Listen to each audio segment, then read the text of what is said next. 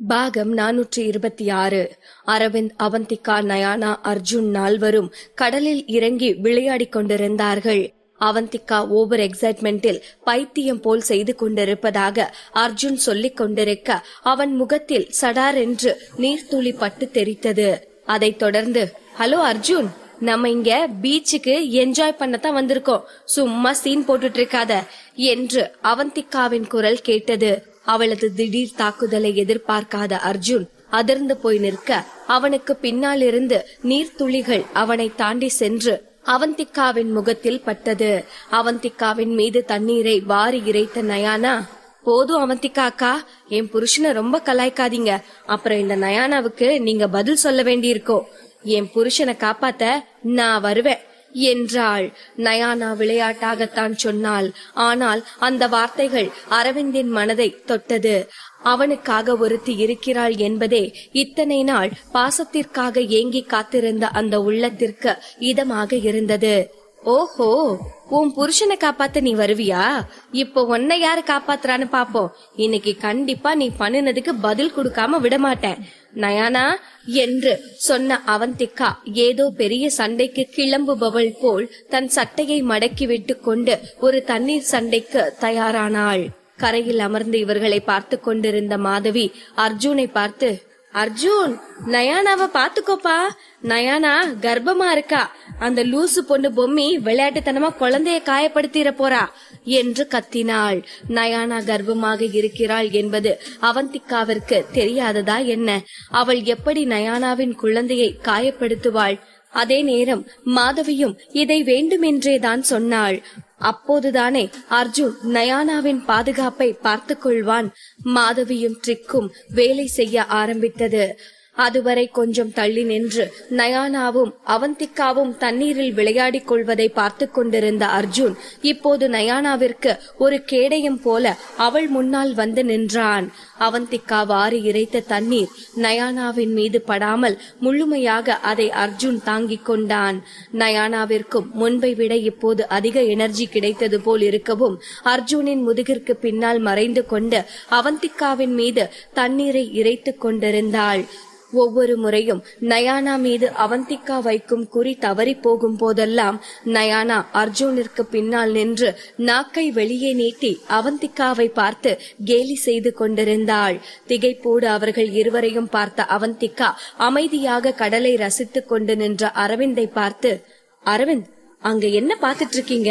இங்க உங்க வைஃபை இவங்க 2 பேரும் சேர்ந்து அட்டாக் பண்ணிட்டு இருக்காங்க, நீங்க என்ன காப்பாத்த வர மாட்டீங்களா என்று சத்தமாக அழைத்தாள். அரவிந்தால் வர முடியாது என்று சொல்லிவிட முடியுமா என்ன? பரிதாபமாக அவந்திகாவை பார்த்தவன் அவளை நோக்கி ஒரு அடி முன்னால் எடுத்து வைக்கவும் அலை போல திரண்டு வந்த நீர்த்துளிகள் அவனது முகத்தில் பட்டு அவனையும் இந்த தண்ணீர் சண்டைக்கு வரவேற்றது. அவன் நிமிர்ந்து பார்த்தான். இப்போது அர்ஜுன் தான் தண்ணீரை வாரி இறைத்திருந்தான்.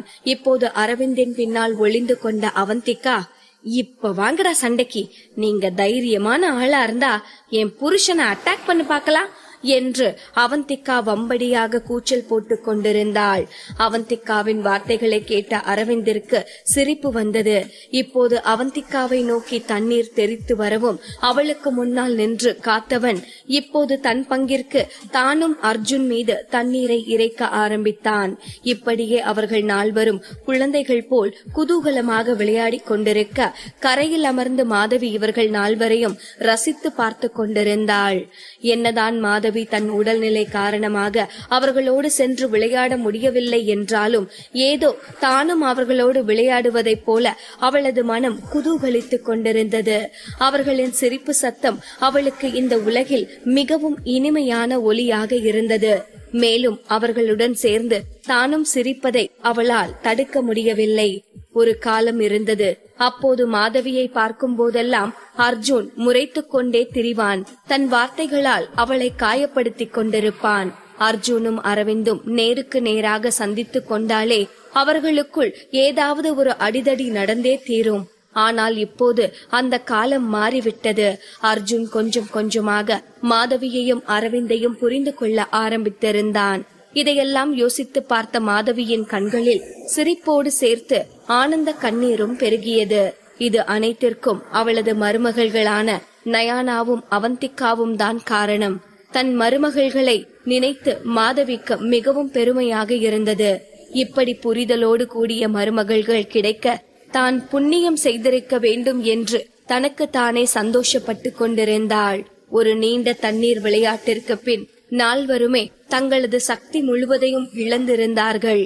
தன் கால்களை பிடித்து தலையை கீழே குனிந்து மூச்சு வாங்கிக் கொண்டிருந்த அவந்திகா சோர்ந்து போய் தள்ளாடி கொண்டு நிற்கும் அர்ஜுனை பார்த்து, பார்த்தேல, நாங்க தானே பெஸ்ட் என்றாள். என்று தன் மூச்சை இழுத்துவிட்ட அர்ஜுன், ஓஹோ, இதுதான் உங்க ஊர்ல பெஸ்டா என்று கேட்டு சத்தமாக சிரித்தான் அர்ஜுன். அவனை முறைத்து பார்த்த அவந்திகா, உங்க அண்ணன் உன்னை விட ரொம்ப அழகா இருக்காரு, பாடியையும் உன்னை விட ஃபிட்டா மெயின்டைன் பண்றாரு, ஸ்கூல்லயும் உன்னை விட நல்லா படிச்சு டாப்பரா இருந்திருக்காரு, எல்லாத்துலயும் அவர் தான் பெஸ்ட். உண்மையை சொல்ல அர்ஜுன், நீ உங்க அண்ணனை பார்த்து பொறாமப்படுறதானே என்றாள். அவந்திகா கேலியாக இதை கேட்டு மீண்டும் சத்தமாக சிரித்த அர்ஜுன், ஆமாமா, உங்க புருஷனை நீங்க தான் மெச்சிக்கணும். என்னதான் அவன் என்னை விட பெஸ்டா தெரிஞ்சாலும் அவன் என்னை விட திறமை இல்லாதவன் தான் என்றான். ஏன், எதை வச்சு அப்படி சொல்ற என்று அவந்திகா சண்டை கோழி போல் சீறிக்கொண்டு வரவும், ஹலோ அண்ணி, பொறுமை, நாங்க சின்ன வயசா இருக்கும்போது உங்க புருஷன் ஒரு நாளும் என்ன 100 மீட்டர் ஓட்ட பந்தயத்துல வின் பண்ணினது கிடையாது. வேணும்னா இப்பவும் என் கூட போட்டிக்கு வர சொல்லுங்க, ஓடி பாப்போம் என்றான். அவந்திகா ஆச்சரியமாக அரவிந்தை திரும்பி பார்த்து, அரவிந்த், அர்ஜுன் சொல்றது உண்மையா என்று கேட்கவும் அரவிந்த் எந்த பதிலும் சொல்லாமல் லேசாக இருமிவிட்டு அமைதியாக இருந்தான். இதிலிருந்தே அர்ஜுன் சொல்வது உண்மை என்று அவந்திகாவிற்கு நன்றாக தெரிந்தது. தன் அண்ணனின் முகபாவத்தை பார்த்து இன்னும் சத்தமாக சிரித்த அர்ஜுன், அண்ணி, நீங்க இப்ப இருக்க அரவிந்த பார்த்து ஏமாறக்கூடாது.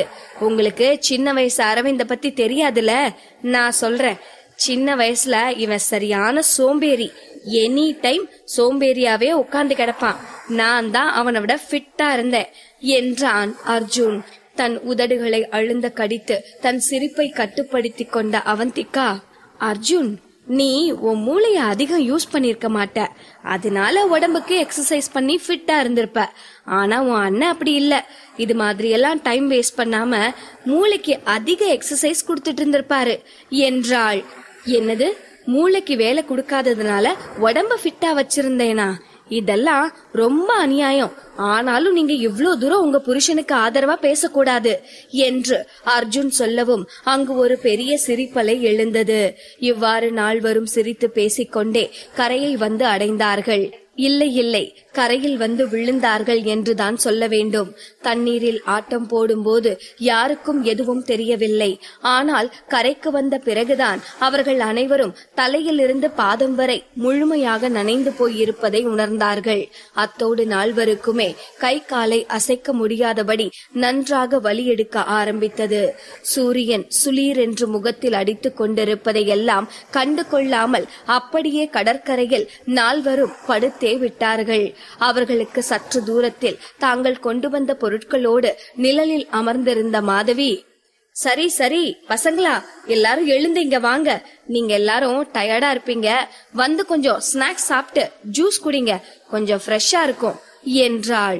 ஆனால் இப்போது யாரும் அங்கிருந்து ஒரு அடி கூட நகரும் நிலையில் இல்லை. அடித்து போட்டது போல் மாதவிக்கு பதில் கூட சொல்ல தோன்றாமல் படுத்திருந்தனர்.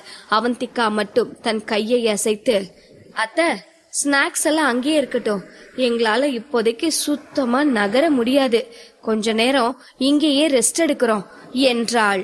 அதற்குள்ளாக மாதவி ஒரு ட்ரேயில் 4 ஜூஸ் டம்ளர்களை வைத்து அங்கு எடுத்து வந்திருந்தாள்.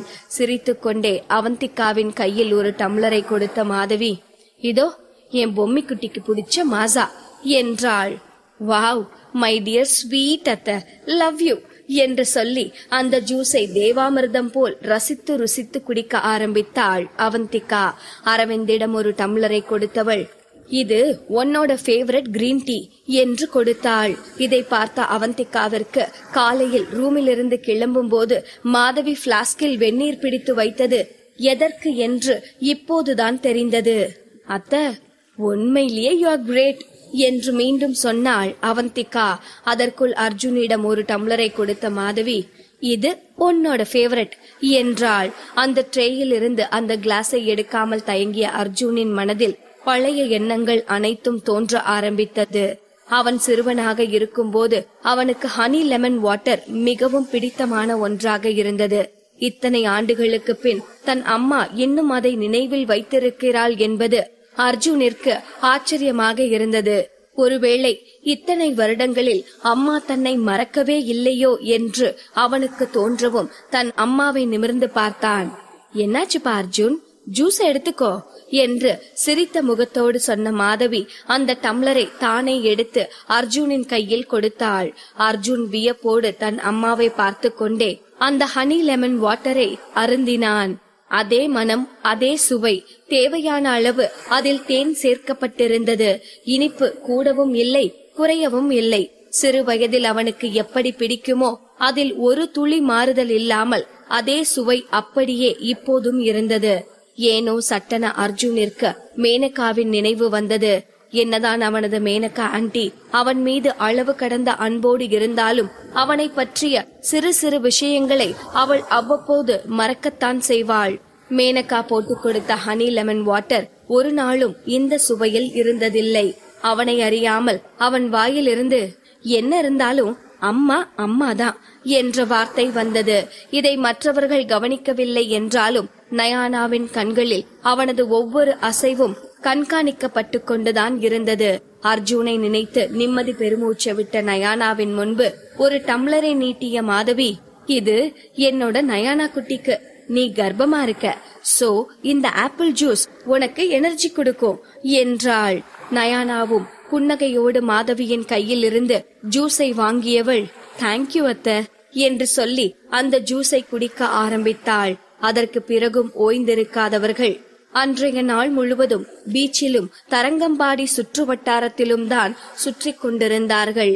அவர்கள் ஒன்றாக கழிக்கும் ஒவ்வொரு நொடியும் அவர்களுக்குள்ளான அந்த பிணைப்பு இன்னும் வலுவானதாக வளர்ந்து கொண்டே இருந்தது. இப்படியே தஞ்சாவூரில் அவர்கள் நால்வரும் ஒரு வாரம் இருந்தார்கள். இங்கேயே இருக்க வேண்டும் என்று அனைவருக்கும் ஆசையாக இருந்ததுதான். ஆனால் என்ன செய்ய, அனைவருக்குமே அவரவர் வேலை அழைக்க ஆரம்பித்தது. ஒரு வாரத்திற்கு பிறகு தஞ்சாவூரில் இருந்து சென்னை கிளம்ப தயாரானார்கள். இந்த ஒரு வாரமும் அவந்திகா அரவிந்தை அவன் அருகிலேயே இருந்து நன்றாக கவனித்து வருகிறாள். அரவிந்தால் இப்போதெல்லாம் தூக்க மாத்திரை போடாமல் தூங்க முடிந்ததை நினைத்து அவளுக்கு நிம்மதியாக இருந்தது. டாக்டர் சொன்னது சரிதான், கொஞ்சம் இடம் மாறினதால அரவிந்தோட மனநிலையும் நல்லாவே மாறியிருக்கு என்று தனக்கு தானே சொல்லிக் கொண்டாள். சென்னை கிளம்பும் அன்று அரவிந்த், அவந்திகா, மாதவி மூவரும் கிளம்பி நயானாவின் வீட்டிற்கு சென்றார்கள். அங்கு தன் பெண்ணை வழி அனுப்பி வைப்பதை நினைத்து நயானாவின் பெற்றோரின் கண்களில் கண்ணீர் வழிந்து கொண்டிருந்தது. நயானாவும் அழுது கொண்டுதான் இருந்தாள். அவள் சென்ற பிறகு அப்பாவும் அம்மாவும் இந்த வீட்டை விட்டு வாடகை வீட்டிற்கு செல்ல வேண்டும் என்று நினைத்த போதே அவளது மனதில் பெரும் வலி ஏற்பட்டது. தனது ஹேண்ட்பேக்கில் இருந்து கொஞ்சம் பணத்தை எடுத்த நயானா அதை தன் அம்மாவிடம் கொடுத்து, அம்மா, இது நான் வேலை பார்த்து சேர்த்து வச்ச பணம், இதுக்கும் அர்ஜுன் குடும்பத்துக்கும் எந்த சம்பந்தமும் இல்ல, பிளீஸ் இத நீங்க வாங்கிக்கோங்க என்று கெஞ்சும் குரலில் சொன்னாள். நயானாவின் அம்மா அந்த பணத்தை வாங்க மறுக்கவும், பிளீஸ்மா என்றாள் நயானா கண்ணீரோடு. அதற்கு மேல் அவரால் நயானா கொடுத்த அந்த பணத்தை வாங்காமல் மறுக்க முடியவில்லை. கண்ணீரோடு தன் அப்பாவை கட்டிப்பிடித்த நயானா, நான் போயிட்டு வரேன்பா என்று நயானா சொல்லிக் கொண்டிருக்கும் போதே சற்று தூரத்தில் நின்று கொண்டிருந்த அர்ஜுன் நயானாவை அவன் அருகே வரச் சொல்லி சைகை செய்தான்.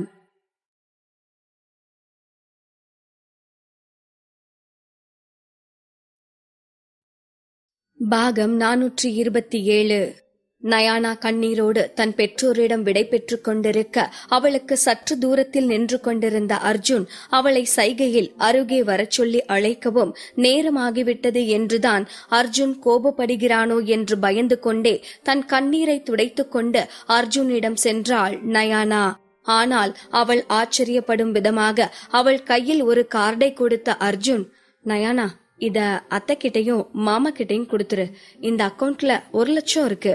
ஆக்சுவலா நம்ம அவங்கள மீட் பண்ண வரையில ஏதாச்சும் வாங்கிட்டு வந்திருக்கணும். பட் நம்ம எதுவும் வாங்கிட்டு வராம வந்துட்டோம்.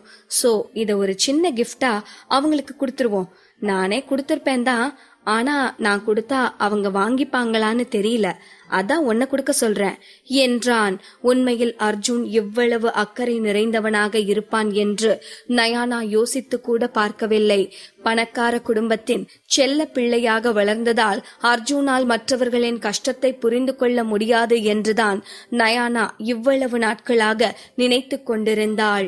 அதனால் அர்ஜுன் கொடுத்த கார்டை கூட வாங்காமல் நயானா அவனையே ஆச்சரியமாக பார்த்து கொண்டிருந்தாள்.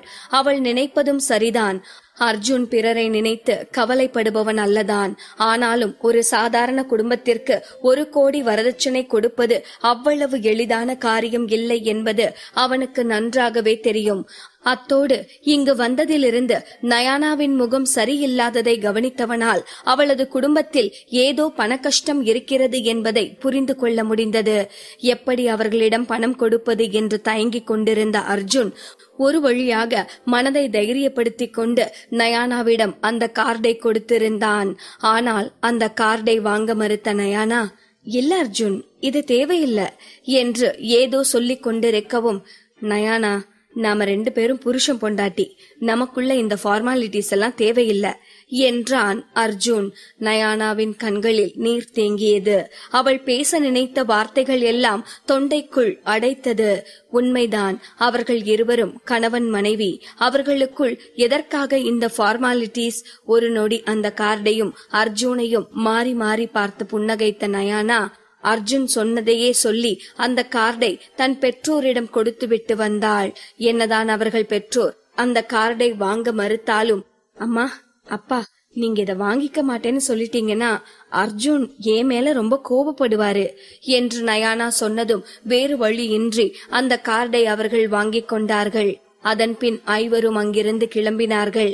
அன்று போலவே திருச்சி வரை காரில் சென்று அங்கிருந்து சென்னைக்கு விமானத்தில் செல்வதாகத்தான் திட்டம். ஆனால் அன்று போல் இன்று காரில் செல்லும் போது வாய் மூடாமல் பேசிக்கொண்டு வராமல் பெண்கள் மூவருமே அமைதியின் மறு உருவமாக அமர்ந்திருந்தார்கள். அதிலும் நயானா கண்ணாடியை இறக்கிவிட்டு அவள் ஊரின் ஒவ்வொரு இடத்தையும் மனதில் பதிய வைத்துக் கொண்டிருந்தாள். ஏதோ அவள் உள்மனம் இத்தோடு அவளது சந்தோஷம் அனைத்தும் முடிய போவதாக ஓயாமல் அவளுக்கு அறிவுறுத்தி கொண்டே இருந்தது. அடுத்த சில மணி நேரங்களிலேயே அவர்கள் சென்னையை வந்து அடைந்தார்கள். பிளேனில் இருந்து கீழே இறங்கியதுமே அரவிந்திற்கு சம்பத்திடமிருந்து போன் வந்தது. ஹலோ சார், நான் இங்க ஹெவி டிராபிக்ல மாட்டிக்கிட்டேன். கொஞ்ச நேரம் நீங்க ஏர்போர்ட்ல வெயிட் பண்ணுங்க சார், நான் சீக்கிரம் வந்துடுறேன் என்றான். அரவிந்தும் சரி என்று தலையசைத்து அழைப்பை துண்டித்தான்.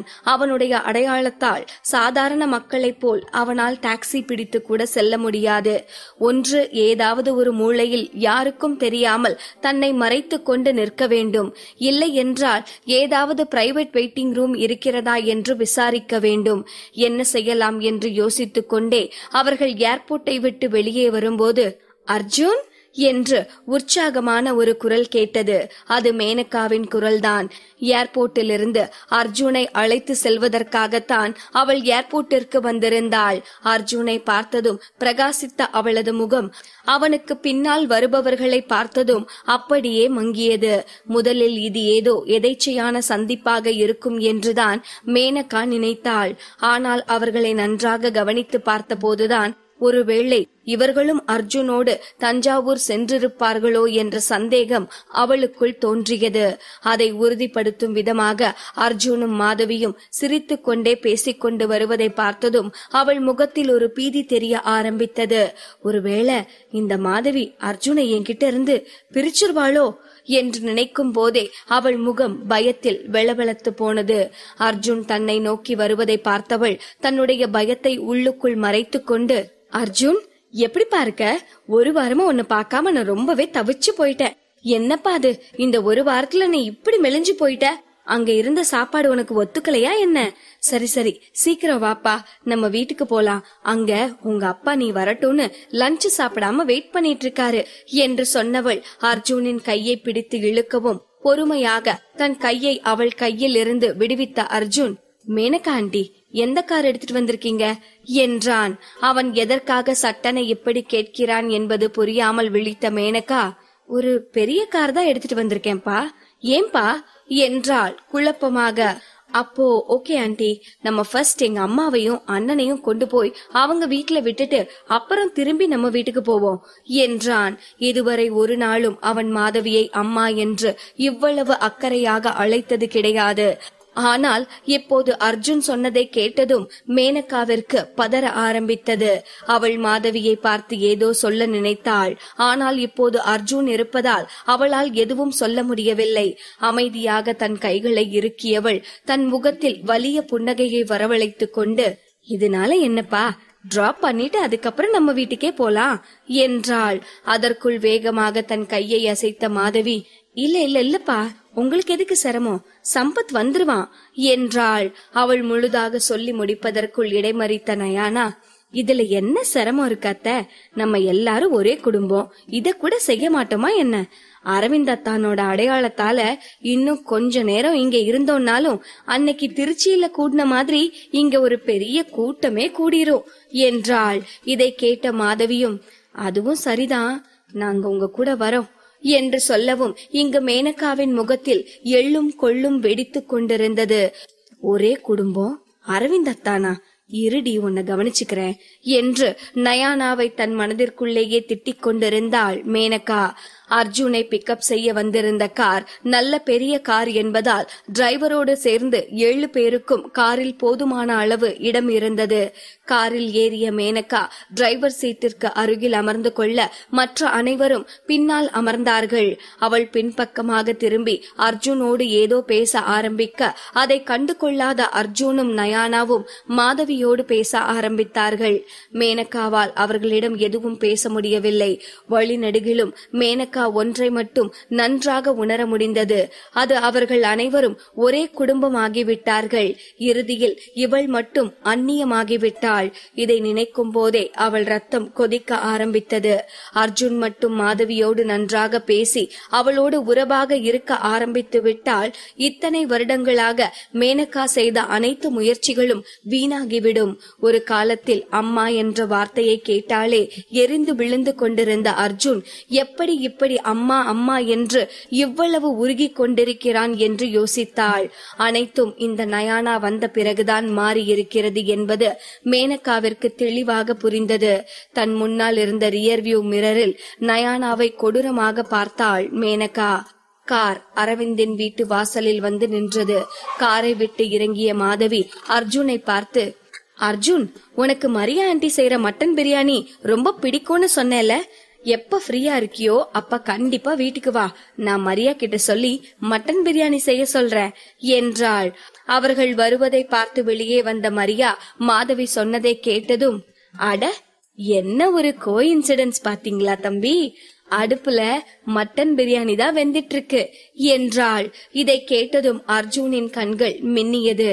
அட ரொம்ப நல்லதா போச்சு, அப்போ வீட்டுக்கு போறதுக்கு முன்ன இங்கேயே சாப்பிட்டுட்டு போயிடலாம் என்று சொல்லிக் கொண்டே காரில் இருந்து கீழே இறங்கினான் அர்ஜுன். அவனை தொடர்ந்து சந்தோஷமாக காரில் இருந்து கீழே இறங்கிய நயானா, நான் இங்க 1 மாசம் தங்கியிருக்கேன், இங்க இருந்து போனதும் மரியா ஆண்டியோட சமையலைத்தான் நான் ரொம்பவே மிஸ் பண்ணினேன் என்றாள். அவர்கள் இருவரும் மேனகா என்று ஒரு ஜீவன் இருப்பதையே மறந்துவிட்டு பேசிக்கொண்டிருக்க, அர்ஜுன், அங்க உன்னோட அப்பா உனக்காக சாப்பிடாம காத்துட்டு இருக்காருப்பா என்றாள் அவசரமான குரலில்.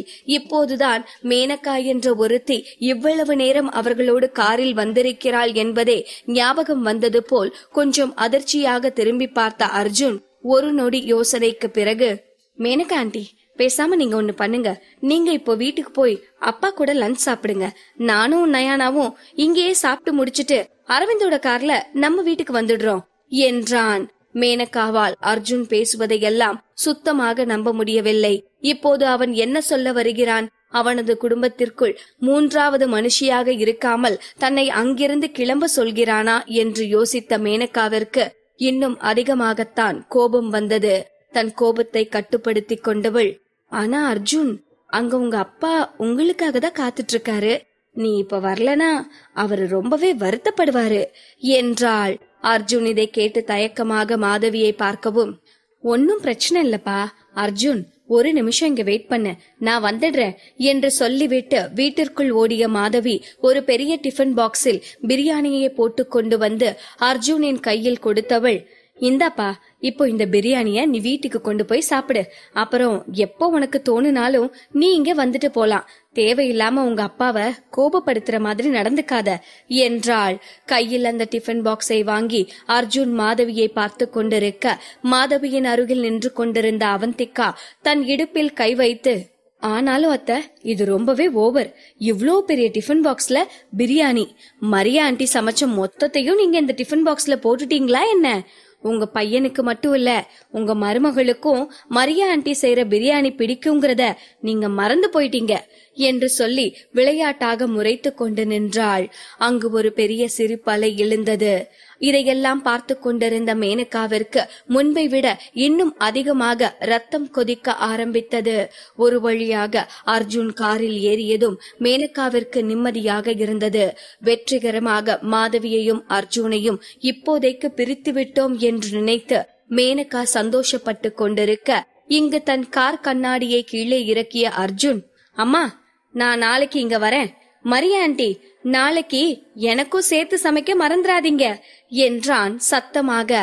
கண்டிப்பா தம்பி என்று மரியா சிரித்த முகத்தோடு சொல்ல, மாதவியும் அவந்திகாவும் சிரித்த முகத்தோடு அர்ஜுனிற்கு பாய் சொல்லிக் கொண்டிருந்தார்கள்.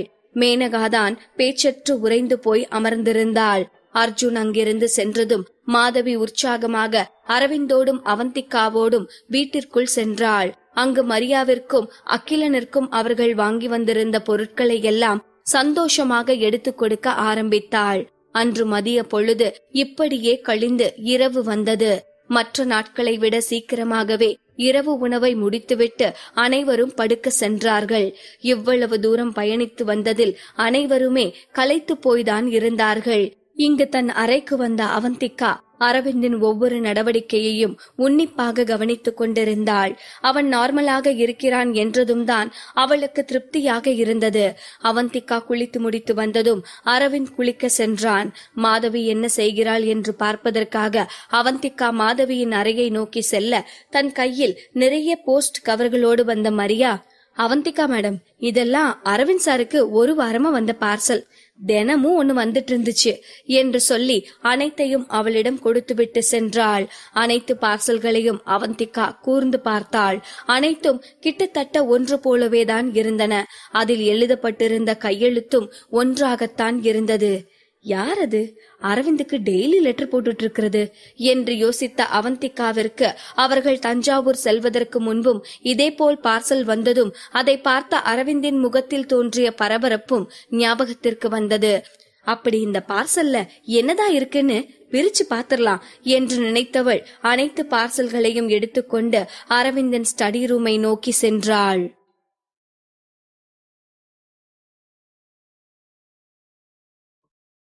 பாகம் 428. ஒரு வாரமா இதெல்லாம் அரவிந்த் சாருக்கு வந்த பார்சல் மேடம் என்று மரியா அவந்திகாவிடம் கொடுத்துவிட்டு செல்லவும், குழப்பத்தோடு அனைத்தையும் பார்த்த அவந்திகா அரவிந்தின் ஸ்டடி ரூமிற்குள் சென்று கேஷுவலாக அந்த பார்சலை ஓபன் செய்து பார்த்தாள். எப்போதும் போல் அதில் ஒரு கார்டு இருந்தது. அதில், ராஜு, நான் எவ்வளவு பரிதாபமா செத்து போனேன், எனக்காக பழி வாங்கணும்னு உனக்கு தோணவே இல்லை என்று இருந்தது. அதை பார்த்த அவந்திகாவிற்கு ஒரு நொடி அவள் உடம்பில் ரத்தம் ஓடுவதே நின்றது போல் இருந்தது. வேகமாக கத்திரியை எடுத்து அடுத்தடுத்த பார்சல்களை பிரித்த அவந்திகா அதிர்ந்து போனாள். ஆனால் பார்சலிலும் ஒரே போன்ற கார்டுகள் தான் இருந்தன. ஆனால் வாக்கியங்கள் மட்டும் மாறுபட்டிருந்தது. ராஜு, நீ எப்படி இருக்க? அரவிந்த், உனக்கு சோல் ஃபைட்டரை ஞாபகம் இருக்கா? ராஜு, எப்படி உன்னால சந்தோஷமா இருக்க முடியுது? ராஜு, என்ன மறந்துட்டியா? அந்த கார்டில் சொல்லப்பட்டிருந்த வாக்கியங்கள் அனைத்தும் மீண்டும் மீண்டும் ஒரே விஷயத்தையே நினைவுபடுத்தி கொண்டிருந்தன. அது 9 வருடத்திற்கு முன் இறந்து போன சோல் ஃபைட்டரை பற்றித்தான் சொல்லிக் கொண்டிருந்தன. இதையெல்லாம் பார்த்த அவந்திகாவிற்கு அவள் முதுகு தண்டுபடத்தில் ஜிவ்வென்று இழுத்தது போல் இருந்தது. ஒரு விதமான பயத்தில் அவள் உச்சந்தலையிலிருந்து உள்ளங்கால் வரை நடுங்கியது. சிறிது நேரம் அந்த கார்டுகளையே பார்த்து கொண்டு பிரம்மை பிடித்தது போல் நின்று கொண்டிருந்த கொண்டிருந்த அவந்திகா சட்டென ஏதோ நினைவு வந்தவள் போல அனைத்து கார்டுகளையும் சுக்கு நூறாக கிழித்து குப்பையில் போட்டுவிட்டு தன் பெட்ரூமை நோக்கி ஓடினாள். அரவிந்த் இன்னும் குளித்துக் கொண்டுதான் இருந்தான். குளியல் அறையிலிருந்து தண்ணீர் விழும் சத்தம் கேட்டுக்கொண்டிருந்தது. இப்போதுதான் அவந்திகாவிற்கு மூச்சே வந்தது. ஒரு நிம்மதி பெருமூச்சு விட்டவள் மெத்தையில் அமர்ந்து எதையோ தீவிரமாக யோசிக்க ஆரம்பித்தாள். அரவிந்தின் மனதிற்குள் என்ன ஓடிக்கொண்டிருக்கிறது என்று அவளுக்கு தெரியவில்லை. ஆனால் அவள் பார்த்த அனைத்து கார்டுகளிலும் சோல் ஃபைட்டரை நினைவுபடுத்துவது போல் இருந்த அந்த வாக்கியங்கள் மீண்டும் மீண்டும் அவள் மனதில் ஓடிக்கொண்டே இருந்தது. 9 வருடத்திற்கு முன் அவர்கள் சந்திப்பதாக இருந்த அந்த தேதிக்கு மறுநாள் சோல் ஃபைட்டர் இறந்திருக்கிறான். இது எதேச்சையாக நடந்ததாக அவளுக்கு தோன்றவில்லை. அரவிந்த் தூக்கம் வராமல் தவித்துக் கொண்டிருந்த போது அவன் நல்ல மனநிலையில் இல்லை என்று நினைத்திருந்தாள். ஆனால் அது சோல் ஃபைட்டரின் நினைவுகளால் ஏற்பட்டது என்பது அவளுக்கு இப்போதுதான் புரிந்தது. தன் கைகளை இறுக மூடிய அவந்திகாவிற்கு அரவிந்தின் உடல்நிலை தேறி வருவது குறித்து நிம்மதியாக இருந்தது. இந்த ஒரு வாரமாக அவன் தஞ்சாவூரில் இருந்தபோது எந்த தூக்க மாத்திரையும் இல்லாமல் நன்றாக தூங்கினான்.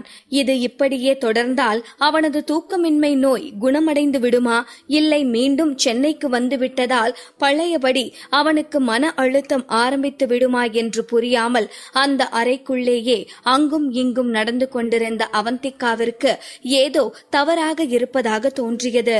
அவளது பார்வை பாத்ரூமை நோக்கி சென்றது. உள்ளே தண்ணீர் விழும் சத்தம் மட்டும்தான் கேட்டுக்கொண்டிருந்தது.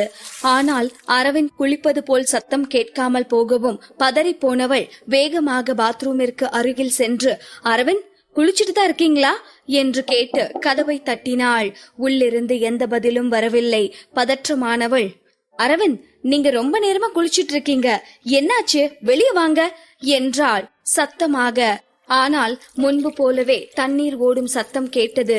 ஆனால் அரவிந்திடமிருந்து எந்த பதிலும் வரவில்லை. அவள் கை கால்கள் எல்லாம் பயத்தில் நடுங்க ஆரம்பித்தது. தன் உடம்பில் உள்ள முழு பலத்தையும் கொடுத்து 2-3 முறை பாத்ரூம் கதவை தள்ளினாள். ஒரு வழியாக கதவு திறந்தது. அவள் பாத்ரூமிற்குள் சென்ற போது அங்கு ஷவர் ஓடிக்கொண்டிருந்தது. ஆனால் அரவிந்த் அப்படியே சுவற்றோரமாக மயங்கி கிடந்தான். பதறி போன அவந்திகா வேகமாக சென்று, அரவிந்த் அரவிந்த் என்று அவனை உலுக்கி பார்க்க அவனிடம் எந்த அசைவும் இல்லை. அவன் உடல் சில்லிட்டு போய் இருப்பதிலிருந்து அவன் மயங்கி விழுந்து நீண்ட நேரம் ஆகிறது என்பது புரிந்தது. ஒரு நொடி அவள் இதயமே நின்றது போல் இருந்தது. நடுங்கிக் கொண்டே அவள் அரவிந்தின் மூக்கின் அருகே கையை கொண்டு சென்றாள். அவனின் சுவாசம் இருப்பது தெரிந்த பிறகுதான் அவந்திகாவிற்கு உயிரே வந்தது. வேகமாக ஷவரை அணைத்தவள் ஒரு துண்டை எடுத்து அரவிந்திற்கு கட்டிவிட்டவள், அத்தை, மரியா ஆண்டி, அகில் என்று அனைவரையும் உதவிக்கு அழைக்க ஆரம்பித்தாள். அடுத்த சில நிமிடங்களிலேயே அரவிந்தின் வீட்டு வாசலில் ஒரு பெரும் சைரன் ஒலியோடு ஒரு ஆம்புலன்ஸ் வந்து நின்றது. அதே நேரம் இங்கு அர்ஜுனின் வீட்டில் அனைவரும் அப்போதுதான் டின்னர் சாப்பிட்டு முடித்திருந்தார்கள். டே அர்ஜுன், அப்போ ஒரு வாரமா நீ அந்த தந்திரக்காரியோட தான் சுத்திட்டு இருந்தியா? இதையே என்கிட்ட முன்னவே சொல்லல? நீ அந்த கேடு கட்டவள உன் அம்மாவா ஏத்துக்க போறியா? அவ பண்ணுனதெல்லாம் நீ மறந்துட்டியா என்ன? அப்புறம் அந்த அரவிந்த், அவன் நம்ம குடும்ப சொத்தை எல்லாம் அடையணும்னு திட்டம் போட்டுட்டு இருக்கான். நீ என்னடானா அவன் கூட சேர்ந்து சுத்திட்டு இருக்க. உனக்கு அறிவு இருக்கா இல்லையா என்று ராஜேந்திரன் வாய் மூடாமல் திட்டிக் கொண்டிருக்கவும் கடுப்பான அர்ஜுன் ஏதோ சொல்ல வாய் திறந்த நேரம் அவனது போன் அடித்தது. போனை அட்டன் செய்து காதில் வைத்தவனின் முகம் சட்டென மாறியது. வேகமாக தன் இருக்கையில் இருந்து எழுந்தவன், இதோ நான் இப்பவே அங்க வரேன் என்று சொல்லிக் கொண்டே ராஜேந்திரன் பேசுவதை எல்லாம் காதில் வாங்கிக் கொள்ளாமல் வேகமாக வீட்டை விட்டு சென்றவன் அதே வேகத்தோடு தன் காரை ஸ்டார்ட் செய்து அங்கிருந்து கிளம்பினான். இது அனைத்தும் ராஜேந்திரனின் ஸ்டடி ரூமில் நடந்து கொண்டிருந்தது. இப்போதுதான் சத்தம் கேட்டு, என்னாச்சு என்று கேட்டுக்கொண்டே அங்கு வந்தாள் மேனகா. கோபமாக தன் மூச்சை இழுத்துவிட்ட ராஜேந்திரன், என்னாச்சு, அதத்தான் நானும் கேக்குறேன் என்று சொன்னவர் கோபமாக ஸ்டடி ரூமில் இருந்து ஹாலுக்கு வந்தவர் அங்கு அமர்ந்திருந்த நயானாவை பார்த்து, நயானா, அர்ஜுன் எங்க போயிருக்கான் என்று கோபமான குரலில் கேட்டார். குழப்பமாக அவரை பார்த்த நயானா, அது எனக்கு தெரியல மாமா என்று சொல்லவும், என்னது தெரியலையா? எப்போ என்ன கேட்டாலும் தெரியல தெரியலன்னு தான் சொல்ற. நீ தானே அவனோட பொண்டாட்டி, அவன் எங்க போறான்னு கூட தெரிஞ்சு வச்சுக்க மாட்டியா என்று ராஜேந்திரன் கோபமான குரலில் கத்திக் கொண்டிருக்க அமைதியாக தலை குனிந்து நின்ற நயானா, சாரி மாமா, நீங்க சொல்றது எனக்கு புரியுது. அடுத்த டைம்ல இருந்து அவரு எங்க போறாருன்னு நான் தெரிஞ்சுக்கிறேன் என்றாள். இதை கேட்டதும் ராஜேந்திரனால் அதற்கு மேல் தன் கோபத்தை அவளிடம் காட்ட முடியவில்லை. யாருக்குத்தான் இவ்வளவு அமைதியான பெண்ணின் மீது கோபத்தை காட்ட முடியும்? அதே நேரம் ராஜேந்திரனுக்கு பின்னால் நின்று நயானாவை பார்த்து கொண்டிருந்த மேனகாவின் கண்களில் வெறுப்பு மின்னியது. இந்த நயானாவுக்கு யாருக்கிட்ட எப்படி பேசணும்னு ரொம்ப நல்லாவே தெரிஞ்சிருக்கு. இவளை சமாளிக்கிறது கொஞ்சம் கஷ்டம்தான் என்று தனக்கு தானே நினைத்து கொண்டாள். இங்கு ஹாஸ்பிட்டலில் அரவிந்த் ICUவில் அனுமதிக்கப்பட்டிருக்க அவந்திகாவும் மாதவியும் பதற்றத்தோடு வெளியே நின்று கொண்டிருந்தார்கள். மாதவி நிலை குலையாமல் நிதானத்தோடுதான் இருந்தாள். ஆனால் பரபரப்பான குரலில், பொம்மி, திடீர்னு அரவிந்துக்கு என்ன ஆச்சு? அவன் நல்லா ஆரோக்கியமா தானே இருந்தான், எப்படி மயங்கி விழுந்தான் என்றாள். இங்கு அழுது அழுது கண்கள் சிவந்து போய் அமர்ந்திருந்த அவந்திகாவிற்கு என்ன பதில் சொல்வது என்றே தெரியாமல் சாத்தியிருந்த ICU கதவை பார்த்து கொண்டிருந்தாள். அந்த நேரம் அந்த காரிடோரில் வேகமாக காலடி சத்தம் கேட்கவும் மாதவியும் அவந்திகாவும் ஒரே நேரத்தில் திரும்பி பார்த்தார்கள். அர்ஜுன் தான் ஓடி வந்து கொண்டிருந்தான். வேகமாக ஓடி வந்ததில் அவனுக்கு மூச்சு வாங்கி கொண்டிருந்தது. ICUவை பார்த்தவன், இப்போ அண்ணன் எப்படி இருக்கா என்றான். அவந்திகாவிடமிருந்து எந்த பதிலும் இல்லை. அவளது மூளை சுத்தமாக செயல் இழந்து விட்டதை போல் அவளால் இப்போது எதையும் சிந்திக்கவும் முடியவில்லை, யாருக்கும் பதில் அளிக்கவும் முடியவில்லை. அரவிந்துக்கு என்ன ஆச்சு? இந்த ஒரு வாரமா அவர் நல்லா தானே இருந்தாரு, எப்படி திடீர்னு மயக்கம் போட்டாரு என்று இந்த கேள்விகள் தான் மீண்டும் மீண்டும் அவளது மனதில் ஓடிக்கொண்டிருந்தது. தன் உதட்டை அழுந்த கடித்தவள் ICUவின் கதவையே பார்த்து கொண்டிருந்தாள். சிறிது நேரத்தில் கதவு திறக்கப்பட்டு டாக்டர் வெளியே வந்தார். வேகமாக அவரிடம் ஓடிச் சென்ற அவந்திகா, டாக்டர், அரவிந்த் எப்படி இருக்காரு என்றாள் பதற்றமாக. மாதவியும் அர்ஜுனும் அவந்திகாவின் பின்னால் நின்று டாக்டர் என்ன சொல்ல போகிறாரோ என்று ஒருவித அச்சத்தோடு பார்த்து கொண்டிருந்தார்கள். அவ்வளோ ஒன்னும் சீரியஸான விஷயம் இல்ல என்று சொன்ன டாக்டர் தனக்கு பின்னால் இருந்த நர்ஸ்களிடம் சில இன்ஸ்ட்ரக்ஷன்களை சொல்லிவிட்டு, நீங்க 3 பேரும் என்னோட கேபினுக்கு வாங்க, நாம இத பத்தி டிஸ்கஸ் பண்ணலாம் என்று சொல்லிவிட்டு அங்கிருந்து சென்றார். மூவரும் இன்னும் பதற்றம் குறையாமல் டாக்டரின் பின்னாலேயே அவரது அறைக்கு சென்றார்கள். அங்கு சென்று பொறுமையாக தன் இருக்கையில் அமர்ந்த டாக்டர், ஆக்சுவலா அரவிந்த் ஒன்னும் சீரியஸான கண்டிஷன்ல இல்ல, அவரு மயக்கம் போட்டிருக்காரு, அப்புறம் அப்படியே டீப் ஸ்லீப்க்கு போயிருக்காரு, அவ்வளவுதான். நாங்க அவரை முழுசா செக் பண்ணிட்டோம், அவர்கிட்ட எந்த பிரச்சனையும் இல்ல, சுகர் லெவல் எல்லாம் நார்மலா தான் இருக்கு, ஆனா அவரோட பிரஷர் மட்டும் அப்நார்மலா இருக்கு.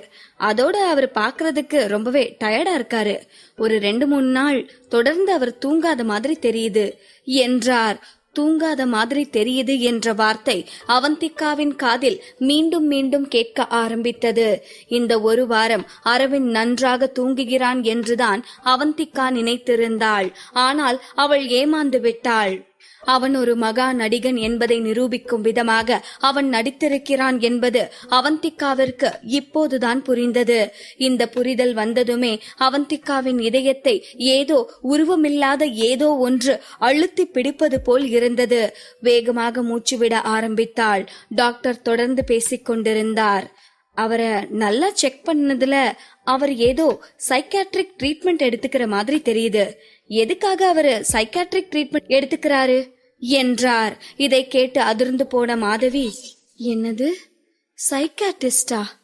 என் பையன் ரொம்பவே ஆரோக்கியமா தான் இருந்தான், அவன் எதுக்கு சைக்காட்ரிஸ்ட பார்க்க போறான் என்றாள். ஆமா டாக்டர், எங்க அண்ணன் தஞ்சாவூர்ல இருக்கும்போது ரொம்பவே ஆக்டிவா தானே இருந்தான், அப்படி இருக்க அவன் எதுக்காக சைக்காட்ரிஸ்ட பார்க்க போறான்? வாய்ப்பே இல்ல என்றான் அர்ஜுன். இதை சொல்லி முடித்ததும் இருவரது பார்வையும் மௌனமாக அமர்ந்திருந்த அவந்திகாவின் மீது பட்டது. மெதுவாக நிமிர்ந்து டாக்டரை பார்த்த அவந்திகா, அவருக்கு இன்சோம்னியா இருக்கு என்றாள். தான் சரியாகத்தான் ட்ரீட்மெண்ட் பார்த்திருக்கிறோம் என்று திருப்திப்பட்டு கொண்ட டாக்டர், கரெக்ட், அவரு ரொம்ப நாள் தூங்காம இருந்ததாலதான் மயக்கம் போட்டு விழுந்திருக்காரு, அப்புறம் அப்படியே தூங்கி போயிருக்காரு. இன்சோம்னியா அவ்வளோ பெரிய வியாதி இல்லதான், ஆனா அதுக்காக அதை கண்டுக்காம இருக்க கூடாது. கரெக்டான ட்ரீட்மெண்ட் எடுத்து கியூர் பண்ணணும், இல்லனா அது பல ஹெல்த் ப்ராப்ளம்ஸ உண்டாக்கும் என்றார். டாக்டர் சொல்வதை உன்னிப்பாக கேட்ட அவந்திகா மௌனமாக தலையாட்டி கொண்டிருந்தாள். இங்கே அரவிந்த் ஐசியூவில் இருந்து நார்மல் வார்டிற்கு மாற்றப்பட்டிருந்தான். அவன் கண்கள் மூடி இருந்தாலும் அவனது நெற்றி சுருங்கி இருந்தது. தூக்கத்திலும் அவனுக்கு நிம்மதி கிடைக்கவில்லை போலும். அவன் அருகே அமர்ந்திருந்த அவந்திகா கண் கொட்டாமல் அவனையே பார்த்து கொண்டிருந்தாள். எப்படி அரவிந்த் உங்களால எதுவும் நடக்காத மாதிரியே நடிக்க முடியுது? ஏன் எல்லாத்தையும் மனசுக்குள்ளவே போட்டு மறுகிக்கிட்டு இருக்கீங்க? உங்களுக்கு தூக்கம் வரலன்னு சொல்லியிருந்தா நான் அந்த தூக்க மாத்திரைய கூட கொடுத்திருப்பேன். ஏன் அரவிந்த், அன்னைக்கு நான் அழுததாலதான் நீங்க தூக்க மாத்திரையும் சாப்பிடுறது இல்லையா என்று மிகவும் மெல்லிய குரலில் கேட்டவள் அரவிந்தை டிஸ்டர்ப் பண்ணாமல் தன் உதடுகளை அழுந்த கடித்து அமர்ந்திருந்தாள். மறுநாள் காலை வரை அவந்திகா ஒரு நொடி கூட தூங்காமல் அரவிந்தின் அருகிலேயே அமர்ந்திருந்தாள். ஒரு வழியாக பெரும் தூக்கத்திலிருந்து அரவிந்த் மறுநாள் காலை 5 மணிக்கு கண் விழித்தான். லேசாக அவன் உடலில் அசைவு தெரிந்ததுமே வேகமாக எழுந்து சென்ற அவந்திகா அவனது கையை இறுக்கமாக பிடித்தாள். கண்களை சுருக்கி சுற்றி முற்றி பார்த்தவன், நான் எங்க இருக்கேன் என்று கேட்கவும், ஹாஸ்பிட்டல்ல இருக்கீங்க அரவிந்த், நீங்க குளிச்சுட்டே இருக்கையில மயங்கி விழுந்துட்டீங்க என்றாள் அவந்திகா. அத்தோடு, அரவிந்த் இப்போ உங்களுக்கு எப்படி இருக்கு என்று அவள் கேட்கவும் சட்டென அவள் கையை இறுக்கமாக பிடித்த அரவிந்த், தியா எனக்கு ஒன்னும் இல்ல, நான் நல்லா இருக்கேன், கொஞ்சம் டயர்ட் அவ்வளவுதான் என்றான். அரவிந்த் பதற்றமாக கூறிய இந்த வார்த்தைகள் அவந்திகாவின் மனதை கத்தி போல் கிழித்தது. 2 நிமிடம் எதுவும் பேசாமல் மெத்தையிலேயே படுத்திருந்த அரவிந்த் எழுந்து அமர்ந்தான். அவன் அவந்திகாவை பார்த்த பார்வையில் ஒரு புத்துணர்ச்சியும் சுறுசுறுப்பும் இருந்தது. இப்போது மட்டும் இவனுக்கு உடல் நலம் இல்லை என்று யாரிடம் சொன்னாலும் யாரும் நம்ப மாட்டார்கள். இவன்தான் அரவிந்த், எப்போதும் தன் பலவீனத்தை வெளிப்படையாய் காட்டிக்கொள்ளாதவன். சில நாட்களாக அவனுக்கு தூக்கமில்லை என்றாலும் அதை வெளியே யாரிடமும் காட்டிக்கொள்ளாமல் சர்வசாதாரணமாக இருந்திருக்கிறான். அவந்திகாவின் சோர்வான முகத்தை பார்த்தவன் எழுந்து நின்று, இப்போ எனக்கு எந்த பிரச்சனையும் இல்லதியா, ஒரு வழியா நான் நல்லா தூங்கிட்டேன், இப்ப நான் ஃப்ரெஷ்ஷா தான் இருக்கேன், நம்ம வீட்டுக்கு போலாம் என்றான். தன் உதட்டை அழுந்த கடித்த அவந்திகா சரி என்று பதிலளித்தாள். அவந்திகாவிற்கு நன்றாகவே தெரியும், ஹாஸ்பிட்டலில் இருப்பதால் மட்டும் அரவிந்தின் நோய் குணமாகி விடாது என்று. அன்றே அவர்கள் டிஸ்சார்ஜ் செய்யப்பட்டு வீட்டிற்கு அனுப்பப்பட்டனர்.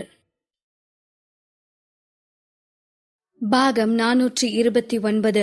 அரவிந்தின் நிலையை பொறுத்தவரையில் ஹாஸ்பிட்டலில் இருந்து குணப்படுத்தக்கூடிய நிலை இல்லை என்பதால் அரவிந்த் கேட்டதும் டாக்டரும் அரவிந்தை அன்றே டிஸ்சார்ஜ் செய்து வீட்டிற்கு அனுப்ப ஒத்துக்கொண்டார்.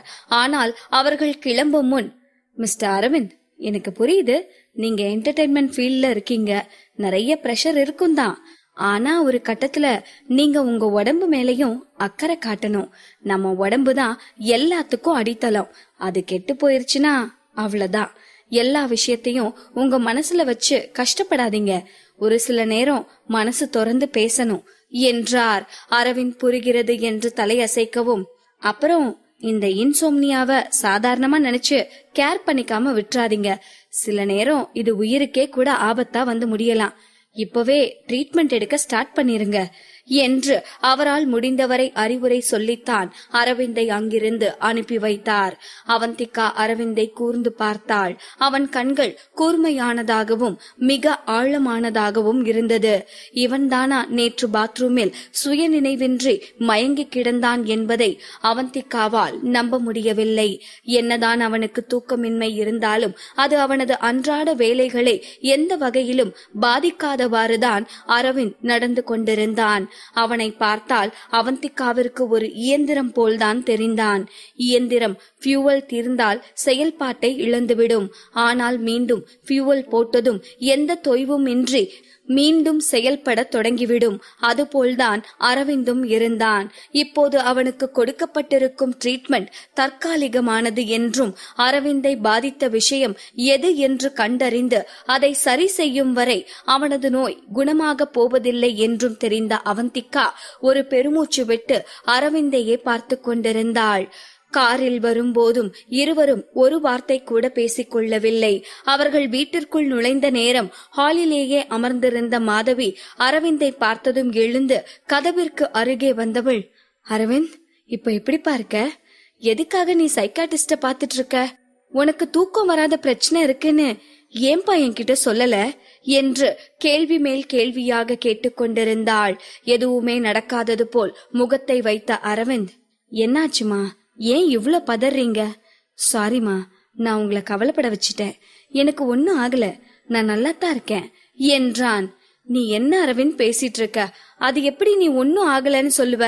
நீ தூங்காம மயங்கி விழுந்திருக்க, இது சாதாரண விஷயமா என்ன என்று கோபமாக கேட்டவள் பிறகு பொறுமையான குரலில், அரவிந்த், அப்படி எதை நினைச்சுப்பா மனச போட்டு இப்படி வருத்திட்டு இருக்க? அம்மா கிட்ட சொல்லக்கூடாதா என்ன என்றாள். தன் உதட்டை அழுந்த கடித்த அரவிந்த், அம்மா, எனக்கு ஒன்னும் பிரச்சனை இல்ல, கொஞ்சம் ஒர்க் பிரஷர், அதனாலதான் சைக்காட்டிஸ்ட் பாத்துட்டு இருக்கேன். அப்புறம் நேத்து நான் மயங்கி எல்லாம் விழல, ஃபிளைட்ல வந்தது ரொம்பவே டயர்டா இருந்துச்சு, அப்படியே என்ன அறியாம நான் தூங்கிட்டேன், அவ்வளவுதான் என்றான். அதற்கு மேல் மாதவியால் எதுவும் பேச முடியவில்லை. அப்படியே அவள் பேசினாலும் அரவிந்திடமிருந்து எந்த உண்மையும் வெளிவராது என்பதை புரிந்து கொண்டவள், சரிப்பா அரவிந்த், இனிமே உடம்ப வருத்திக்காத, எந்த பிரச்சனையா இருந்தாலும் சீக்கிரம் சரி பண்ணு என்றாள். அரவிந்தும் அதற்கு மேல் அங்கு நிற்காமல் தலையசைத்து விட்டு மேலே தன் அறைக்கு சென்றான். அதே நேரம் அரவிந்த் நன்றாக இருக்கிறான் என்பதை உறுதி செய்த பின் மாதவியை அழைத்து சென்று வீட்டில் விட்டுவிட்டு அர்ஜுன் தன் வீட்டிற்கு செல்வதற்கு இரவு 2 மணி ஆகியிருந்தது. அவன் சென்ற நேரம் ஹாலில் அனைத்து லைட்டும் எரிந்து கொண்டிருந்தது.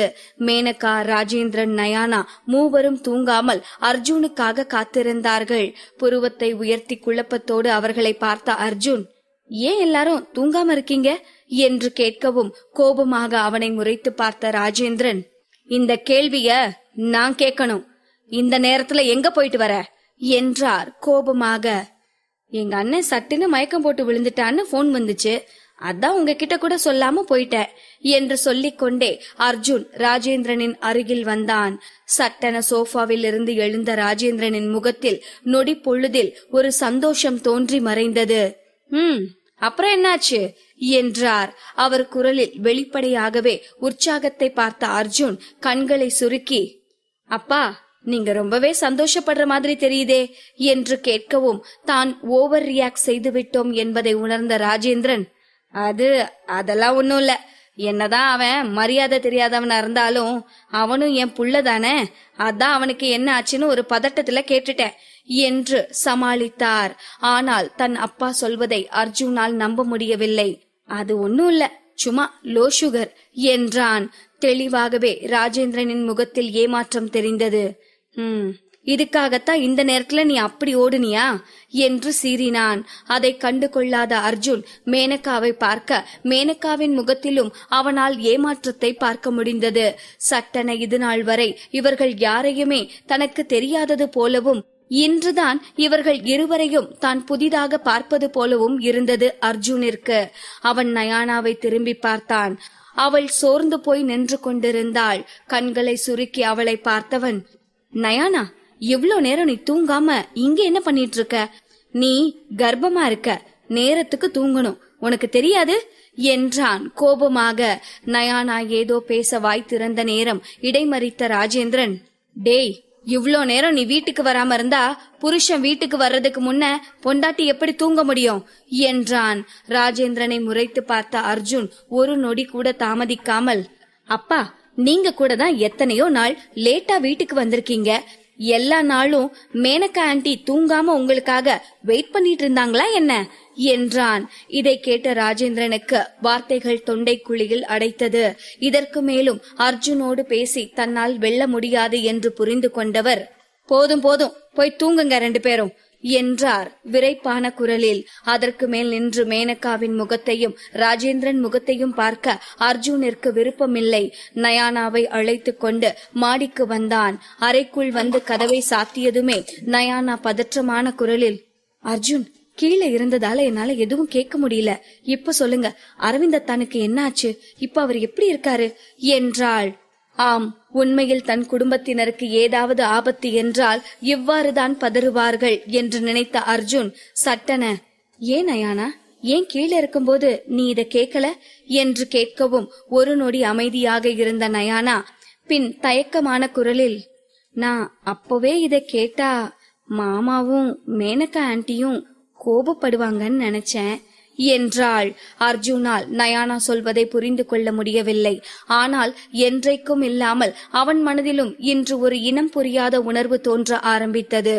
ஏதோ ராஜேந்திரன் குடும்பத்தில் அவன் ஒரு கட்டுப்பாட்டுக்குள் இருப்பது போல அவனுக்கு தோன்ற ஆரம்பித்தது. எதுவும் பேசாமல் படுத்து தூங்கினான். மறுநாள் மதியம் அரவிந்தை பார்ப்பதற்காக அர்ஜுனும் நயானாவும் மாதவியின் வீட்டிற்கு சென்றிருந்தனர்.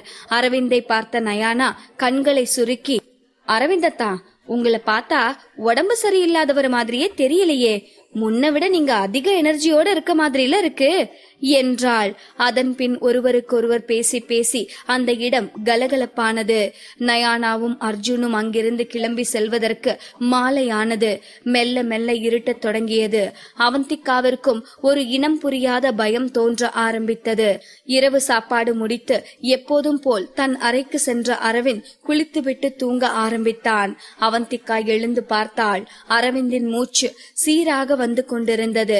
பார்ப்பதற்கு அவன் தூங்குவது போல்தான் தெரிந்தது. மெத்தையிலிருந்து இறங்கி கபோர்டிற்கு சென்றவள் தூக்க மாத்திரையையும் தண்ணீரையும் எடுத்துக்கொண்டு அரவிந்தின் முன்னால் வந்தாள். அரவிந்த், நீங்க தூங்கலன்னு எனக்கு நல்லாவே தெரியும், பிளீஸ் இந்த மாத்திரையை சாப்பிடுங்க என்றாள். அவள் பயந்து போயிருந்தாள். அளவுக்கு அதிகமாக பயந்திருந்தாள். எத்தனை நாள்தான் அரவிந்தால் தூங்காமல் சமாளிக்க முடியும்? அவந்திகா ஏதாவது வேலையின் காரணமாக தூங்காமல் விழித்திருந்தாலோ மறுநாள் முழுவதும் அவளுக்கு தலை வலித்துக் கொண்டே இருக்கும். 2 நாள் தூங்காமல் இருந்தால் நடப்பதற்கே சக்தி இல்லாதவள் போல் மாறிவிடுவாள். அப்படி இருக்க எப்படி அரவிந்தால் தூங்காமல் இருக்க முடியும்? அவந்திகா பேசியது கேட்டாலும் அரவிந்த் அப்படியே தூங்குவது போலவே படுத்திருந்தான். 5 நிமிடமானது. அவந்திகா பிடிவாதமாக அங்கேயே நின்று கொண்டிருக்க இப்போது வேறு வழியின்றி கண்களை திறந்து பார்த்த அரவிந்த், தியா, மாத்திரை தேவையில்லை, நானே தூங்குவேன் என்றான். எதுவும் பேசாமல் மாத்திரையையும் தண்ணீரையும் அரவிந்திற்கு அருகில் இருந்த டேபிளில் வைத்துவிட்டு சென்று படுத்த அவந்திகா சிறிது நேரம் அமைதியாக எதையோ வெறித்து பார்த்தவள், அரவிந்த், சோல் ஃபைட்டர் எப்படி செத்தான் என்றாள். ஆக்சிடென்ட் என்று அரவிந்திடமிருந்து ஒற்றை வார்த்தையில் பதில் வந்தது. அது அப்படி என்ன ஆக்சிடென்ட்? அதுக்கும் எனக்கும் என்ன சம்பந்தம்?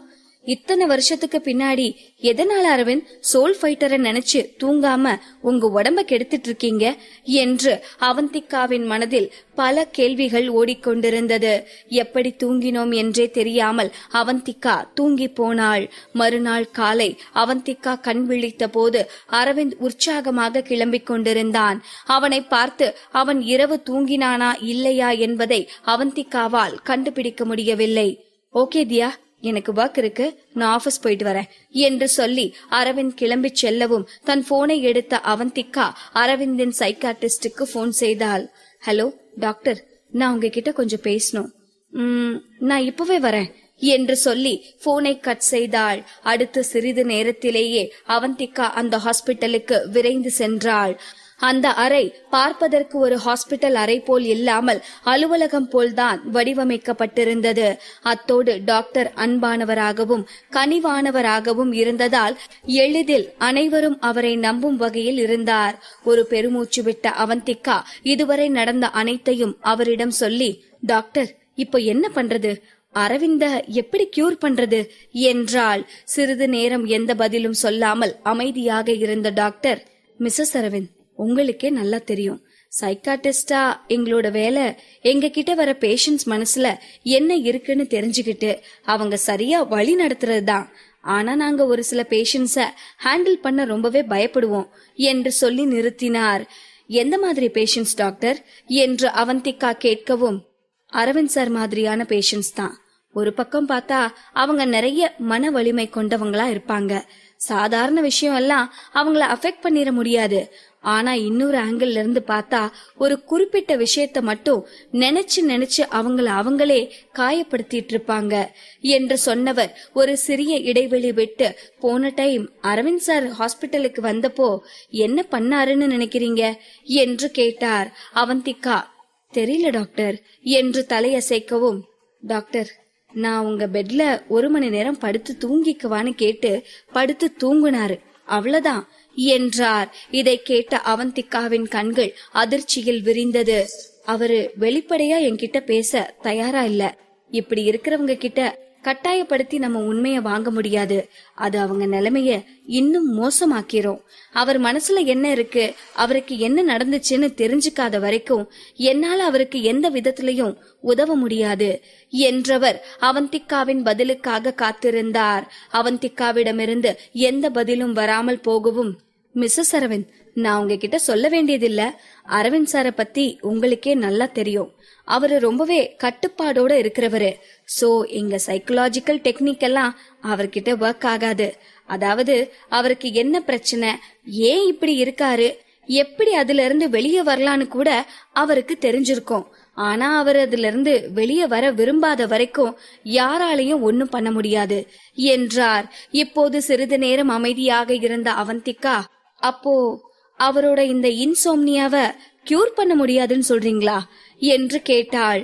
தலையை அசைத்த மருத்துவர், ஆனா நீங்க இந்த இன்சோம்னியாவை பத்தி குறைச்சு கணக்கு போட்டுட்டீங்கன்னு நினைக்கிறேன். அவர் தூங்காமலே இருந்தாருன்னா கொஞ்சம் கொஞ்சமா அவரோட உடம்பு பலகீனமாகிட்டே இருக்கும். ஒரு கட்டத்துக்கு மேல மொத்தமா செயல் இழந்து போறதுக்கும் வாய்ப்பு இருக்கு. அதுவும் நீங்க சொல்றத வச்சு பார்த்தா ஏற்கனவே அரவிந்த் சார் 1 வாரம் வரை தூங்காம இருந்திருக்காரு. இதுவே அவர் உடம்புல பெரிய பாதிப்பை ஏற்படுத்தும். இன்னும் தொடர்ந்து இதே மாதிரி பண்ணிட்டே இருந்தார்னா என்ன நடக்கும்னு என்னால சொல்ல முடியாது என்றார். இதை கேட்டதும் அவந்திகா பயந்து போய் தன் இருக்கையிலிருந்து எழுந்தவள், டாக்டர் நீங்க சொல்றது எனக்கு புரியுது. நான் என்னால முடிஞ்ச வர முயற்சி பண்ணி அரவிந்த் மனசுல என்ன இருக்குன்னு கண்டுபிடிக்கிறேன் என்றாள். பாகம் 430. டாக்டர் நீங்க சொல்றது எனக்கு புரியுது.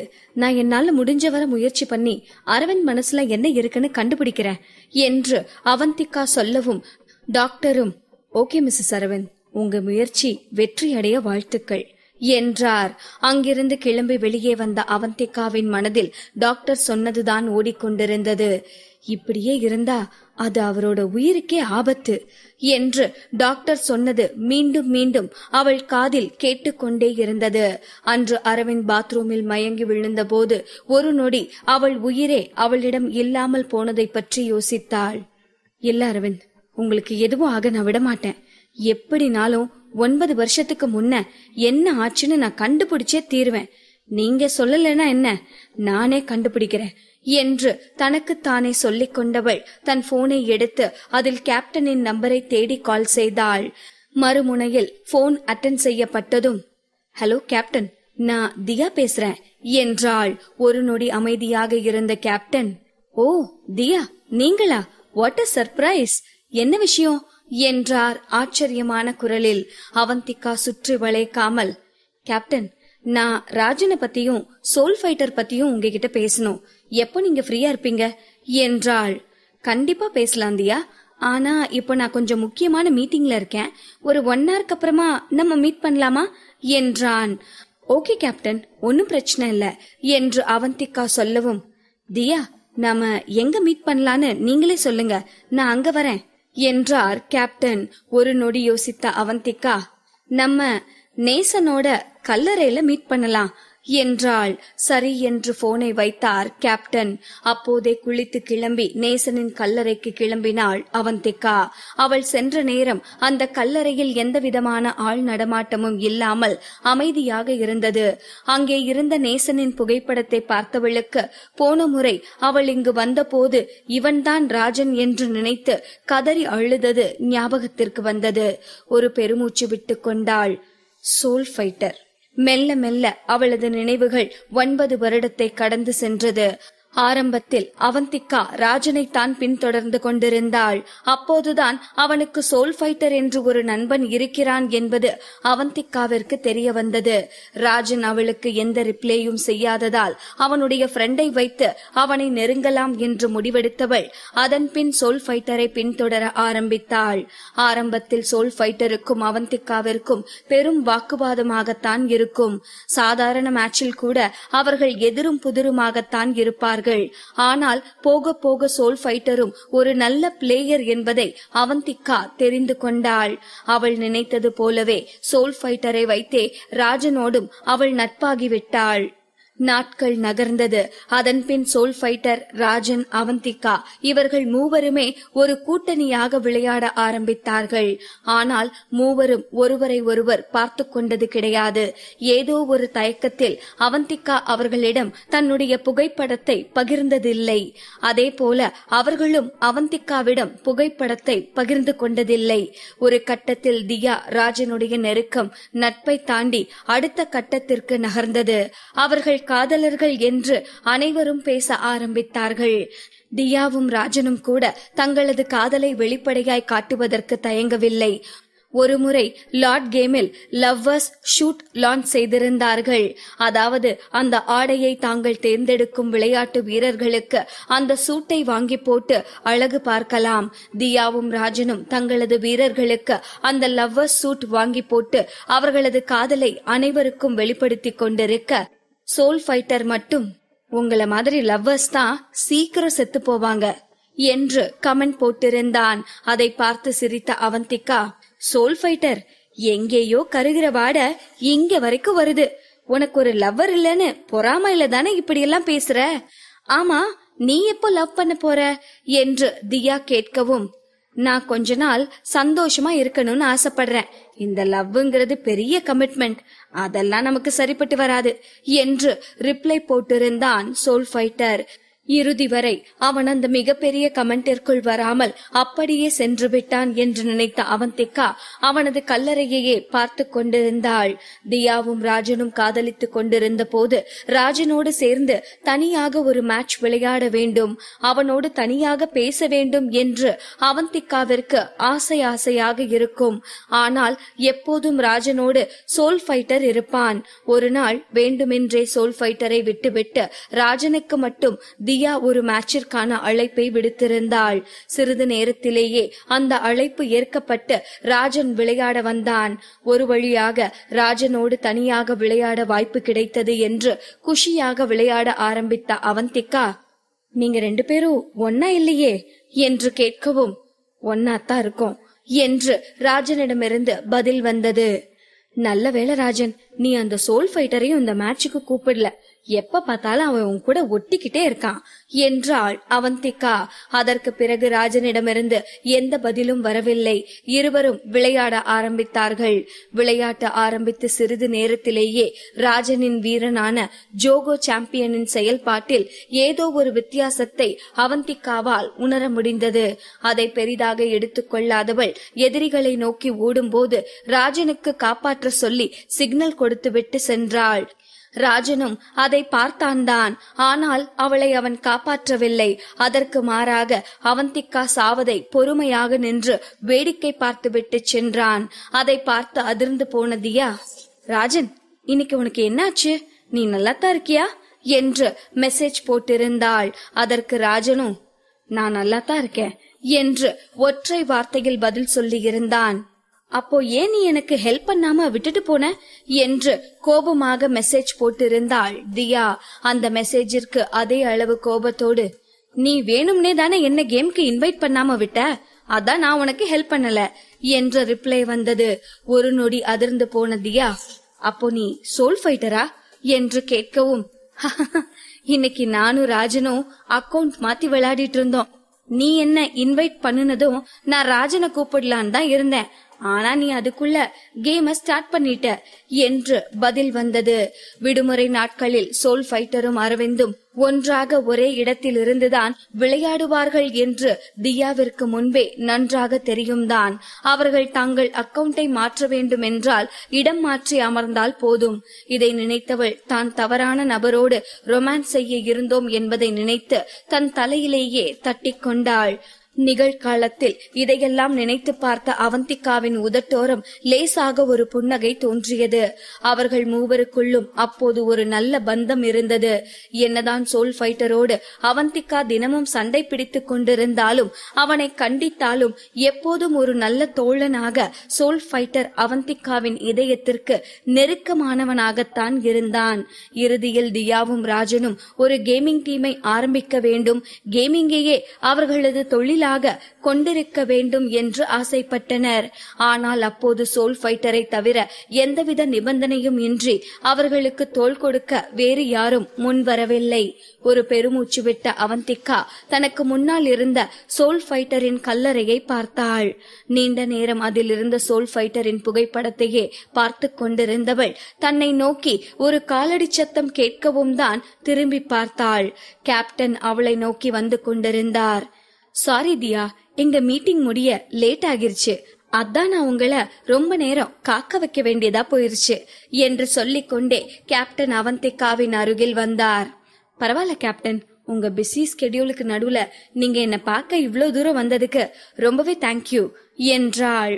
ஒரு முறை நேசனின் சமாதியை திரும்பி பார்த்த கேப்டனிற்கு முதல் முறை அவந்திகா இந்த கல்லறைக்கு வந்தபோது கதறி அழுதது ஞாபகம் வந்தது. இறுதியாக அவர் மனதில் இருந்த கேள்வியை கேட்பதற்கான வாய்ப்பும் அவருக்கு கிடைத்தது. தியா, நீங்க 3 பேரும் சட்டுன்னு நம்ம கேமிங் டீமை விட்டு வெளியே போனதும் ராஜனுக்கு நடந்த ஆக்சிடென்ட் உங்களை பாதிச்சதுதான் டீமை விட்டு வெளியே போனீங்கன்னு நினைச்சேன். ஆனா அன்னைக்கு நீங்க அழுதத வச்சு பார்த்தா ராஜனுக்கு ஆக்சிடென்ட் நடந்ததே உங்களுக்கு தெரியாதா என்றார் குழப்பமாக. எனக்கு தெரியாது என்று தலையசைத்தாள் அவந்திகா. இப்போது கேப்டனின் மனதில் அவந்திகாவிடம் கேட்பதற்கு 1000 கேள்விகள் இருந்தாலும் அதை எதையும் கேட்காதவர், தியா, என்ன நடந்திருந்தாலும் அதெல்லாம் பாஸ்ட். இப்போ நீங்க பெஸ்ட் ஆக்டர் அரவிந்த் ராஜோட மனைவி. பழசெல்லாம் மறந்துட்டு உங்களோட இந்த வாழ்க்கைய சந்தோஷமா வாழுங்க. பெஸ்ட் ஆக்டர் மட்டும் உங்களை நல்லா பாத்துக்கலன்னா சொல்லுங்க, நான் வந்து அவரை பேசிக்கிறேன் என்றார். இதை கேட்டதும் அவந்திகாவின் முகத்தில் மெல்லியதாக ஒரு புன்னகை தோன்றியது. அப்போதும் சரி இப்போதும் சரி கேப்டன் கொஞ்சம் கூட மாறவே இல்லை என்பதை அவள் புரிந்து கொண்டாள். அவரை பார்த்து சிரித்துக் கொண்டே, கேப்டன், எனக்கு ராஜனை பத்தியும் சோல் ஃபைட்டரை பத்தியும் தெரிஞ்சுக்கணும் என்றாள் குழப்பமாக. அவளை பார்த்த கேப்டன், சாரி தியா, நீங்க கேட்க போற தகவல் எனக்கு தெரியாதுன்னு நினைக்கிறேன். நீங்க 3 பேரும் தானே அப்ப ரொம்ப க்ளோஸா இருந்தீங்க. அப்படி இருக்கையில உங்களுக்கு தெரியாத ஒரு விஷயம் எனக்கு தெரியும்னு தோணல என்றார் கேப்டன். ஒரு நொடி அமைதியாக இருந்த அவந்திகா, கேப்டன், நாங்க கேமிங் டீம் ஸ்டார்ட் பண்றோம்னு சொன்னோம்ல, அதுக்கப்புறம் என்ன ஆச்சு, உங்களுக்கு எதுவும் தெரியுமா என்றாள். அவளை திகைப்போடு பார்த்த கேப்டன் தலையை ஆட்டி, அபிஷியல் டீம்ல ஜாயின் பண்ண சொல்லி ராஜன் என்ன கூப்பிட்டப்போ நான் அந்த ஆஃபரை ரிஜெக்ட் பண்ணிட்டேன். முக்கியமான ரீசன், எங்க வீட்ல கேமிங்க ப்ரொஃபஷனா பண்ணலாம் அலோ பண்ண மாட்டாங்க. அத்தோட எனக்கும் என்னோட லிமிட் தெரியும். நான் ப்ரொஃபஷனா விளையாடுற அளவுக்கு அவ்வளோ டேலண்ட் எல்லாம் இல்ல. ஆனா அதுக்கப்புறம் உங்களுக்கும் நீங்க ஆரம்பிச்ச அந்த கேமிங் டீமுக்கும் என்ன ஆச்சுன்னு எனக்கு தெரியல என்றார். எனக்கு புரியுது கேப்டன், ஆனா உங்களுக்கு சோல் ஃபைட்டரை பத்தி ஏதாவது தெரியுமா? அதாவது அவனோட குடும்பத்தை பத்தி ஏதாவது தெரியுமா என்று அவந்திகா கேட்கவும் ஒரு நொடி யோசித்த கேப்டன், எனக்கு பெருசா எதுவும் தெரியாது. ஆனா நம்ம எல்லாரும் டீமா கேம் விளையாடிட்டு இருந்தப்போ சோல் ஃபைட்டர் சென்னையில தான் இருந்தான். அவனுக்கு அப்பா அம்மா இல்ல. 15 வயசுலயே அவன் வேலைக்கு போய் அவனோட தங்கச்சிய படிக்க வச்சிட்டு இருந்தான்.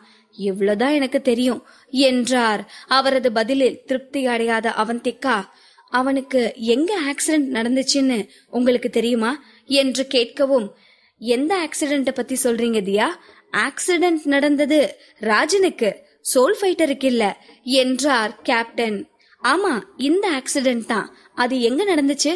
அது எங்க நடந்துச்சுன்னு எனக்கு தெரியாது தியா.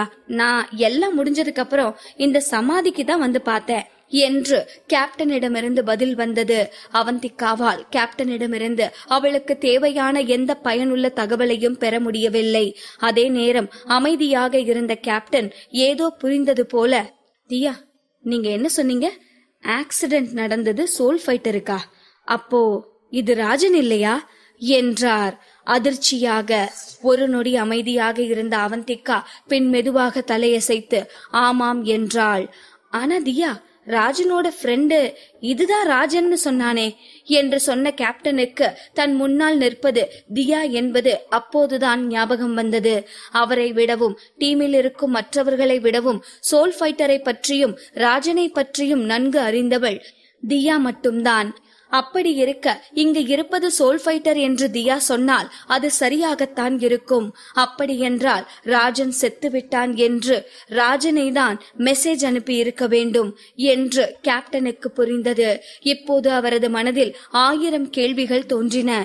அப்போ ராஜன் எங்க என்று அவர் புரியாமல் கேட்க அவந்திகாவிடமிருந்து எந்த பதிலும் வரவில்லை. அவள் எதுவும் சொல்லாமல் இருக்கிறாள் என்றால் அதற்கு ஏதாவது காரணம் இருக்கும் என்பதை புரிந்து கொண்ட கேப்டன் அதற்கு மேல் அவளை கட்டாயப்படுத்தவில்லை. சிறிது நேர அமைதிக்கு பின், தியா, எனக்கு இப்பதான் ஞாபகம் வருது என்றார். அவந்திகா ஆவலோடு அவரை பார்க்கவும், நம்ம டீமோட ஃபர்ஸ்ட் மீட்டிங் நடந்தப்பவும் நான் தான் ராஜன்னு அவன் சொல்லவே இல்ல. வாசல் வரைக்கும் வந்தவன் உள்ள வராம தயக்கமா வெளியவே நின்னுட்டு இருந்தான் என்றார். அப்புறம் என்னாச்சு கேப்டன் என்று அவந்திகா ஆர்வம் பொறுக்க முடியாமல் கேட்கவும், நான் தான் போய் யார் நீன்னு கேட்டேன். பதிலுக்கு அவன் தியா வந்திருக்காளான்னு தான் கேட்டான். அப்புறம் நான் தான் அவன் ராஜன்னு நினைச்சிட்டேன். நீதான் ராஜனான்னு கேட்டப்போ கூட அவன் எந்த பதிலும் சொல்லாமத்தான் நின்னுட்டு இருந்தான். நானே தான் அவனை உள்ள கூட்டிட்டு போய் இவன் தான் ராஜன்னு எல்லாருக்கும் இன்ட்ரோ கொடுத்தேன் என்றார்.